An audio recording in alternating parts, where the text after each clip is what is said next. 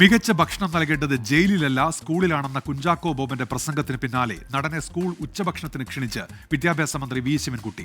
കുട്ടികൾക്കത് സന്തോഷമാകുമെന്നും school ഉച്ചഭക്ഷണത്തിന്റെ മെനുവും രുചിയും അറിയുകയും ചെയ്യാമെന്നും മന്ത്രി ഫേസ്ബുക്കിൽ കുറിച്ചു. കഴിഞ്ഞ ദിവസം കുഞ്ചാക്കോ ബോബൻ നടത്തിയ ആ പ്രസംഗ ഭാഗത്തിലേക്കാണ് ആദ്യം. കുറ്റവാളികളെ വളർത്താനല്ല, കുറ്റമറ്റവർക്ക് ഏറ്റവും നല്ല സാഹചര്യങ്ങൾ ഒരുക്കാനായിട്ടാണ് ഏത് സർക്കാരും ശ്രമിക്കേണ്ടത്. അപ്പോൾ അതിന് ഒരു ഭക്ഷ്യപദ്ധതി ഒരു വലിയൊരു ഉദാഹരണമാവട്ടെ, ഒരു തുടക്കമാവട്ടെ, നല്ലൊരു തുടക്കമാവട്ടെ എന്ന് ആത്മാർത്ഥമായിട്ട് ആഗ്രഹിക്കുന്നു, പ്രാർത്ഥിക്കുന്നു.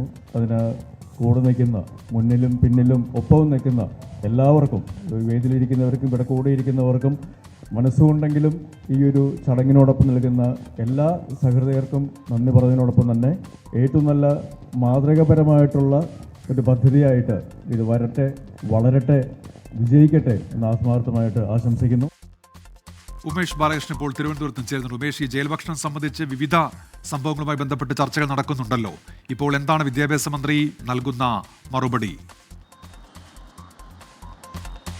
ഉന്മേഷ്, സത്യനിഷ്ഠത്തോടു കൂടിയാണ് കുഞ്ചാക്കോ ബോബൻ പറഞ്ഞത് വിദ്യാഭ്യാസ മന്ത്രിയും എടുത്തിരിക്കുന്നത്. എന്തായാലും സ്കൂളിലെ ഭക്ഷണ മെനു 1-ാം തീയതി മുതൽ, അതായത് ഓഗസ്റ്റ് 1-ാം തീയതി മുതൽ, കഴിഞ്ഞ വെള്ളിയാഴ്ച മുതൽ പരിഷ്കരിച്ചിട്ടുണ്ട്. 20 ദിവസം, അതായത് ഒരു മാസത്തെ 20 ദിവസം എന്തെല്ലാം ഭക്ഷണം നൽകണം എന്നുള്ള കൃത്യമായ മെനുവും ഏർപ്പെടുത്തിയിട്ടുണ്ട്. എന്തായാലും കുഞ്ചാക്കോ ബോബനെ കൂടി ഈ സ്കൂൾ ഭക്ഷണ മെനുവിൻ്റെ ഭാഗമായി ഒരു സർക്കാർ സ്കൂളിലേക്ക് വിളിച്ചിട്ടുണ്ട്. സർക്കാർ സ്കൂളിൽ ഒന്നിച്ച് കുട്ടികളുടെ ഭക്ഷണം ആസ്വദിക്കാം, കുട്ടികളുടെ ഉച്ച ഭക്ഷണത്തിൻ്റെ രുചി അറിഞ്ഞു പോകാം. എന്തായാലും കുട്ടികൾക്കും അത് സന്തോഷമാകും എന്നുള്ള അഭിപ്രായമാണ് എന്തായാലും വിദ്യാഭ്യാസ മന്ത്രി നടത്തിയിരിക്കുന്നത്. ഫേസ്ബുക്കിലൂടെയാണ് ഇത്തരമൊരു നിർദ്ദേശം നൽകിയിരിക്കുന്നത്. എന്തായാലും വളരെ പോസിറ്റീവായിട്ട് തന്നെയാണ് വിദ്യാഭ്യാസ മന്ത്രി ഈ വിഷയത്തിൽ പ്രതികരിച്ചിരിക്കുന്നത്.